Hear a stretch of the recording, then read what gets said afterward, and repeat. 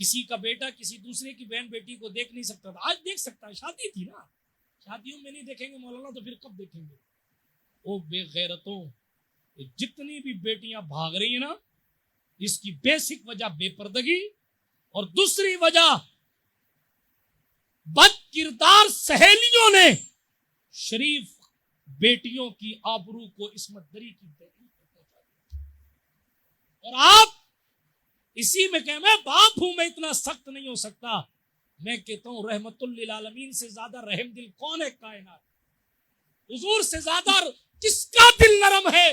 جو راتوں کو اٹھ اٹھ کر 2000 سال بعد آنے والے لوگوں کے لیے مغفرت کی دعائیں کرے؟ آپ علماء سے پوچھیں، اگر بجلی کی کڑک اور بادل گرج جائے تو حضور اپنے حجرے سے تیزی فرماتے ہوئے باہر نکل کے کہتے تھے میرے اللہ میری امت پر عذاب مت دینا، اپنی امت سے اتنا پیار ہے۔ مگر جب تربیت کی بات آئی ہے اور سیدہ فاطمہ پہنچی ہیں کہ بھوک سے میرا چہرہ زرد ہو گیا،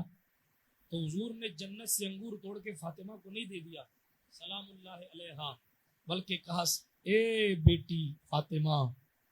سلام اللہ علیہا والا ابیہا کثیرن کثیرہ، ادھر آ میں تیرے لیے دعا کرتا ہوں۔ یہاں ہاتھ رکھا سرکار مدینہ صلی اللہ علیہ وسلم نے، اور پھر یہاں ہاتھ رکھ کے اپنی بیٹی کے اس مقدس جگہ ہاتھ رکھ کے حضور نے چند کلمات پڑھے، دعا فرمائی، اور جیسے ہی دم فرمایا، راوی کہتے ہیں میں نے دیکھا سیدہ فاطمہ کا چہرہ بدل گیا، جو بھوک کے اثرات ان کے چہرہ اقدس پر تھے، جو نقاہت اور کمزوری کی کیفیت ان کے چہرہ مبارک پر تھی، وہ چہرے کی کیفیت بدل گئی۔ میں نے سیدہ سے پوچھا کیا ہوا؟ کہا مجھے بھوک ستاتی نہیں، کیا بھوک ستاتی نہیں، لیکن میں یہ کہہ رہا ہوں سوچے ذرا، آج باپ کہتا میری بیٹی اسکوٹی مانگے گی تو نہیں لاؤں گا، تو پھر تو ہے میرے پہ کہ میرے پاس ہوتے ہوئے نہیں لاؤں گا۔ بے وقوف، تجھے پتہ ہی نہیں ہے کہ تو محبت کے چکر میں غلط روڈ پکڑ کے کہیں اور جا۔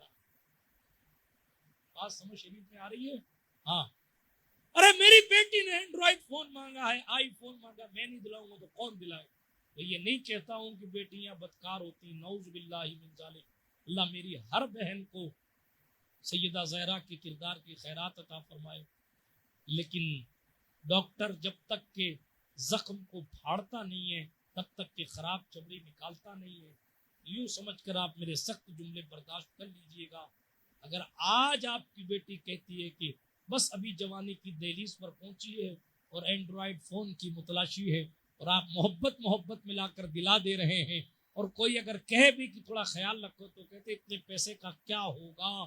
معاف کیجئے گا، سب کا نہیں کہتا مگر ہم نے دیکھا ہے پھر وہی فون کسی اور سے رابطے کا ذریعہ ہو جاتا ہے، وہی فون اس کروڑ پتی باپ کی عزت کی نیلامی کا ذریعہ بن جاتا ہے، وہی فون مذہب کی تبدیلی کا ذریعہ بن جاتا ہے، وہی فون کسی شیڈیول کاسٹ کے گھر کی زینت بننے کا ذریعہ بن جاتا ہے۔ میں آپ کو اتنا سمجھا رہا تھا، آپ کے پاس ہوگا، آپ آئی فون دلاویں چاہے مائی فون دلاویں، لیکن میں پوچھتا ہوں کیا آپ کے پاس رسول اللہ سے زیادہ ہے؟ انہوں نے تو فرمایا تھا یا عائشہ لو شئت لصارت می الجبال الذهب، اے عائشہ اگر میں چاہوں تو میرے ساتھ سونے کے پہاڑ چلے، جو پہاڑ کو سونا بنا ہی نہیں سکتے تھے، صرف جو پتھر کو صرف سونا بنا ہی نہیں سکتے تھے بلکہ پورے پہاڑ کو سونا بنا کر اپنے پیچھے چلا سکتے تھے، انہوں نے بھوک کا مداوا دعا سے کیا اور جنت سے چیز منگا کر نہیں دی تاکہ دنیا کو پتا چلے کہ تربیت کس طریقے سے کی جاتی ہے۔ تو اس کا مطلب یہ نہیں ہے کہ جو ہے سب دے دیا جائے، تربیت کے وقت میں خیال رکھنا یہ ذمہ داری ہے آپ،